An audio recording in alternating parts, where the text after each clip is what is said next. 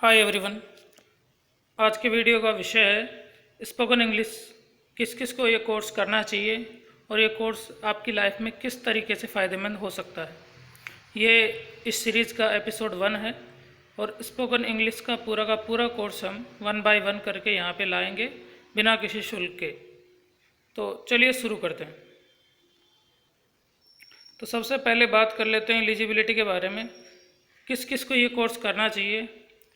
तो जो भी विद्यार्थी अभी किसी भी क्लास में पढ़ रहे हैं, स्कूल में, कॉलेज में या फिर कहीं भी किसी भी स्तर पर अपनी पढ़ाई कर रहे हैं, उनको ये कोर्स ज़रूर करना चाहिए। उनके सिलेबस में भी फ़ायदेमंद रहेगा और उनकी लाइफ के लिए भी बेहतर है। जॉब सीकर्स के लिए कोर्स बहुत ज़्यादा फ़ायदेमंद रहेगा।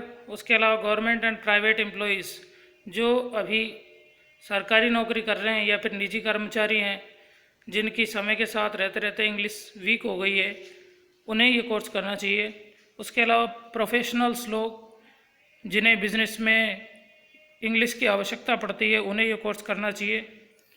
उसके अलावा पेरेंट्स को ये कोर्स अवश्य करना चाहिए, ताकि बच्चों में एक ऐसे इन्वायरमेंट आप पैदा कर सकते हो जिससे बच्चा इजीली इंग्लिश सीख सकता है। उसके अलावा टीचर्स जो अभी स्कूल्स में पढ़ाते हैं, जिनकी इंग्लिश वीक है, उनको ये कोर्स ज़रूर करना चाहिए।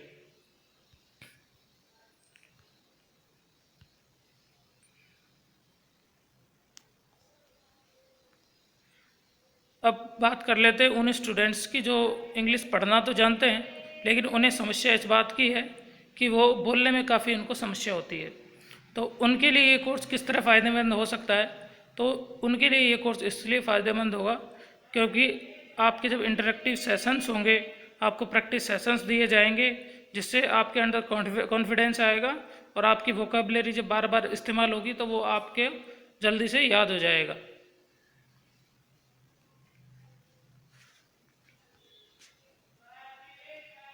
अब बात करते हैं कि इंग्लिश स्पीकिंग सीखनी क्यों चाहिए और ये इतनी ज़्यादा इम्पोर्टेंट क्यों है। तो सबसे पहला रीज़न तो इसका जो आता है वो ये है कि इंग्लिश कम्युनिकेशन से आपकी इनकम बढ़ती है। जैसे जैसे आपका लेवल ऑफ इंग्लिश बढ़ता जाता है, वैसे वैसे सैलरी, मिलने वाली जॉब और आपको जो अलावेंसेस मिलते हैं, आप जहाँ भी काम करना चाहते हैं, उनमें लगातार वृद्धि होती जाती है। यदि आपका इंग्लिश का लेवल बहुत कम है तो आपको उसी लेवल की जॉब्स मिलती है। जैसे जैसे इंग्लिश का लेवल बढ़ता है, आपको बेहतर जॉब अपॉर्चुनिटीज़ मिलती रहती है। दूसरा इसका सबसे बड़ा कारण यह है कि इंग्लिश समाज का दूसरा सबसे बड़ा कारण यह है कि इंग्लिश की समझ में बहुत ज़्यादा रिस्पेक्ट है। जो इंग्लिश अच्छे से बोलता है उसकी लोग बहुत ज़्यादा रिस्पेक्ट करते हैं, इसलिए आपको अंग्रेजी एक बार तो सीखनी ही चाहिए। अगला कारण है English gets you more knowledge. चूँकि वेबसाइट, गूगल, जहाँ भी जितनी भी वेबसाइट्स अवेलेबल है इंटरनेट पे, ज़्यादातर कंटेंट इंग्लिश में अवेलेबल है। जितनी भी इंटरनेशनल बुक्स वगैरह हैं वो सब भी इंग्लिश में अवेलेबल है। तो यदि आप उन सब के बारे में जानना चाहते हैं, पढ़ना चाहते हैं, तो आपको इंग्लिश आनी चाहिए।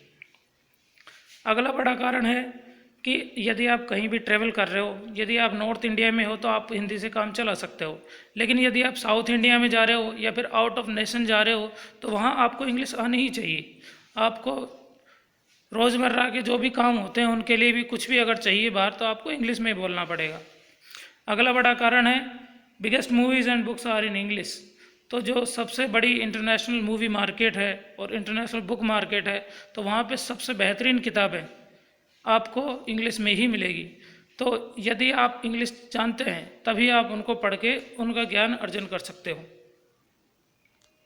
इसका छठा सबसे बड़ा कारण यह है कि यदि आपको इंग्लिश आती है तो कई सारे सोशल मीडिया प्लेटफॉर्म्स है जहाँ पे आप डिफरेंट कल्चर्स के लोगों से मुलाकात कर सकते हो, उनसे बात कर सकते हो, अपना लेवल ऑफ नॉलेज बढ़ा सकते हो, अपना मानसिक विकास में वृद्धि कर सकते हो।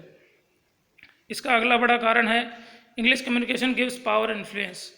जो आज के टाइम पे काफ़ी बड़े बड़े इन्फ्लुएंसर है वो इसलिए क्योंकि उनकी इंग्लिश बहुत अच्छी है और इंग्लिश बोलने वालों को काफ़ी रिस्पेक्ट दी जाती है। Next reason is that English helps us innovate better. क्योंकि मोस्ट ऑफ रिसर्च पेपर्स जो इंटरनेशनल है वो इंग्लिश में ही अवेलेबल है। तो यदि आप हायर एजुकेशन में कुछ करना चाहते हैं, कुछ रिसर्च वगैरह करना चाहते हैं, साइंस टेक के फील्ड में कुछ करना चाहते हैं, तो आपको वो रिसर्च पेपर पढ़ने पड़ेंगे जो कि इंग्लिश में अवेलेबल है। यदि आपकी इंग्लिश ही वीक रहेगी तो वो आपके लिए बहुत समस्या का कारण बन सकते हैं। अगला कारण है English skills are our national advantage. यदि हम इंडिया चाइना का कंपैरिजन करें तो पॉपुलेशन चाइना की बहुत ज़्यादा है, लेकिन इंग्लिश स्पीकिंग की यदि बात की जाए तो इंडिया चाइना से कहीं आगे है। तो हमें इस ताकत को और आगे बढ़ाना है और इंग्लिश सबकी इम्प्रूव करके देश का नाम आगे बढ़ाना है। अब यदि कोई इंग्लिश कम्युनिकेशन के बैच में एनरोल होता है तो उसे क्या क्या करना है या फिर उसे किन चीज़ों का ध्यान रखना है, वो वन बाय वन देख लेते हैं। सबसे पहली बात, आपको पेशेंस रखना पड़ेगा। इंग्लिश एक पूरी भाषा है, तो यदि आप सोचते हैं कि आप एक दिन में या 2 दिन में समझ पाओगे तो ऐसा संभव नहीं है। एक लंबा टाइम लगता है इंग्लिश सीखने के लिए। आपको कंसिस्टेंटली वो पूरे पेशेंस के साथ में चलना पड़ेगा, तब आप ज़रूर बहुत अच्छी इंग्लिश सीख पाओगे। दूसरी बात, आपको हमेशा मोटिवेट रहना पड़ेगा। शुरुआत के कुछ दिनों में आपको शायद बहुत ज़्यादा कुछ समझ में ना आए या फिर आपको वर्ड्स भी ज़्यादा याद नहीं होंगे, तो उसकी वजह से आपको बहुत डिफ़िकल्टी हो सकती है इंग्लिश बोलने में। तो उसके लिए आपको करना है कि आपको लगातार प्रैक्टिस करते रहना है और डिमोटिवेट बिल्कुल नहीं होना है। अगली बात, आपको एक सीक्वेंस होती है, जिस तरह की हर भाषा की एक सीक्वेंस होती है, एक सिलेबस होता है, एक प्रोसीजर होता है, जिसको आप फॉलो करते हो तभी आप उसको बेहतर ढंग से सीख सकते हो। जैसे यदि हिंदी की बात करें तो संज्ञा सर्वनाम वगैरह आपको पहले सीखनी पड़ती है, तभी जाके आप उस भाषा का एसेंस सीख सकते हो। उसी तरह इंग्लिश में भी एक सीक्वेंस होती है। सबसे पहले आपको नाउन के बारे में पता होना चाहिए, वर्ड्स के बारे में पता होना चाहिए, तभी जाके आप सेंटेंस की स्ट्रक्चर बना सकते हो। यदि आपका वर्ड बेस ही कमज़ोर है तो आप अच्छी इंग्लिश नहीं बोल सकते। अगली बात, अपनी वोकेबलरी को आपको बढ़ाना पड़ेगा। आपकी वोकेबलरी जितनी ज़्यादा होगी, आप जो भी सोचेंगे, अपने आइडिया को रिप्रेजेंट करना चाहते हैं, अपने आइडिया को बताना चाहते हैं, तो वो आपकी सोच सामने वाले तक तभी पहुंचेगी जब आपके पास अप्रोप्रिएट वर्ड्स आपके दिमाग में होंगे। तो आपको अपना वोकेबलरी का बेस बढ़ाना पड़ेगा।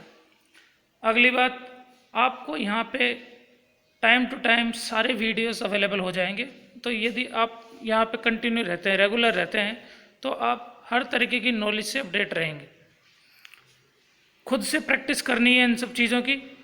आपको यदि कोई पार्टनर नहीं मिलता है साथ में प्रैक्टिस करने के लिए इंग्लिश की, तो आप मिरर के सामने खड़े होकर ट्राई कर सकते हैं बोलने का इंग्लिश का।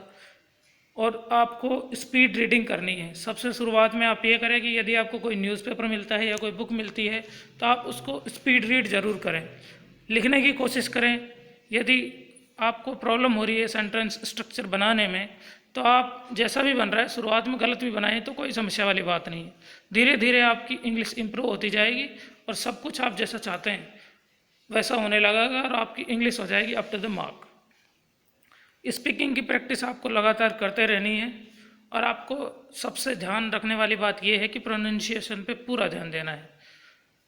जो शब्द जिस तरीके से बोला जाता है, यदि आप गलत प्रोनाउंस किएंगे तो उसका कोई और भी मतलब निकल सकता है। तो इसलिए प्रोनाउंसिएशन पे ज़रूर से अच्छी तरीके से ध्यान दें। अब ये बहुत ज़्यादा इम्पोर्टेंट है, आपको क्या नहीं करना है ये आपके दिमाग में हमेशा रहना चाहिए। सबसे पहला काम तो ये कि आपको किसी से कंपेयर नहीं करना है।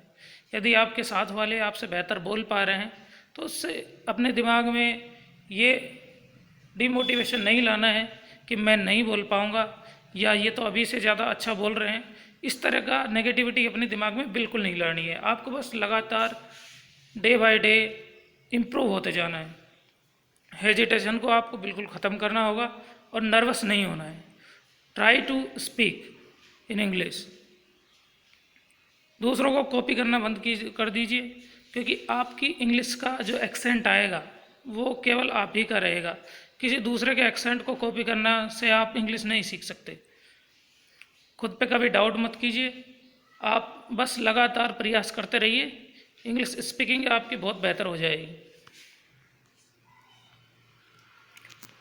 तो जो लोग स्पोकन इंग्लिश का कोर्स करते हैं उनके लिए बाद में क्या क्या करियर ऑप्शंस या अवेलेबिलिटी ऑफ करियर्स होती है, उसके बारे में आपको एक एक करके बता देते हैं। सबसे पहले तो इंग्लिश लैंग्वेज ट्रेनर की जॉब होती है, जो आपको आसानी से उपलब्ध हो जाए। करियर ऑप्शंस की यदि बात करें तो आपको इंग्लिश लैंग्वेज ट्रेनर जॉब्स मिल जाती है। IELTS जो कि इंग्लिश स्पीकिंग का कोर्स करवाते हैं। यदि आपकी इंग्लिश का स्कोर बहुत ज़्यादा अच्छा है, 8.5 आउट ऑफ 10 या 9 आउट ऑफ 10 है, तो आपको स्पोकन इंग्लिश के लिए भी चुना जा सकता है। अब वो सारी जॉब्स जिनके के लिए इंग्लिश एक अनिवार्य भाषा है, उन सब में आपका सिलेक्शन हो सकता है। उसके अलावा सॉफ्ट स्किल ट्रेनर जॉब्स आपके लिए अवेलेबल रहेंगी। पर्सनैलिटी डेवलपमेंट जॉब्स, जिनमें पर्सनैलिटी डेवलपमेंट के बारे में सिखाया जाता है, वहाँ पे स्पोकन इंग्लिश वाले टीचर को ही रखा जाता है, तो आपके लिए नई तरीके के जॉब्स के दरवाजे खुल जाएंगे। उसके अलावा इंग्लिश टीचर जॉब्स स्कूल वगैरह में स्पोकन इंग्लिश के लिए जो भी अवेलेबिलिटी होगी वहाँ पे आप अप्लाई कर सकते हैं। उसके अलावा ट्रांसलेटर की जॉब्स आपके लिए हो सकती है। पब्लिक स्पीकिंग आप कर सकते हैं। यदि आज की बात की जाए तो पब्लिक स्पीकिंग एक बहुत बड़ा मार्केट है। यदि आप स्पीकिंग में बहुत महारत हासिल कर लेते हैं तो पब्लिक स्पीकिंग में आप बहुत आगे तक जा सकते हैं। BPO एग्जीक्यूटिव की बात करते हैं, जितनी भी टेली कॉलिंग कंपनीज़ है, वहाँ पे इंग्लिश लैंग्वेज वालों को सैलरी भी अच्छी मिलती है और उनको जॉब आसानी से उपलब्ध हो जाती है। उसके अलावा ऑनलाइन ट्यूटर, ऑनलाइन बच्चों को पढ़ाने का काम आपको मिल सकता है। उसके अलावा टूरिस्ट गाइड आप बन सकते हैं। जो भी फॉरेनर्स इंडिया में घूमने आते हैं या कहीं भी जहाँ घूमने जाते हैं वहाँ पे गाइड की ज़रूरत पड़ती है, तो आप गाइड का काम कर सकते हैं। उसके अलावा relationship manager, front desk executive और कंटेंट डेवलपर, ये सब जॉब्स भी आपके पास अवेलेबल होती हैं। अब बात कर ले कि अगले वीडियो में किस बात पे अपन चर्चा करेंगे। तो अगले वीडियो में हम स्पोकन इंग्लिश कोर्स के बारे में बताएंगे, इसमें क्या क्या होता है, उसके अलावा क्या सीक्वेंस आपको फॉलो करनी है ये बताएंगे। उसके अलावा एक्टिविटीज़ और टास्क लिस्ट जो आपको करनी है उसके बारे में जानकारी दी जाएगी। अब यदि आपको हमारा वीडियो पसंद आया हो तो इस चैनल को सब्सक्राइब कीजिए, लाइक कीजिए और अपने दोस्तों के साथ शेयर कीजिए।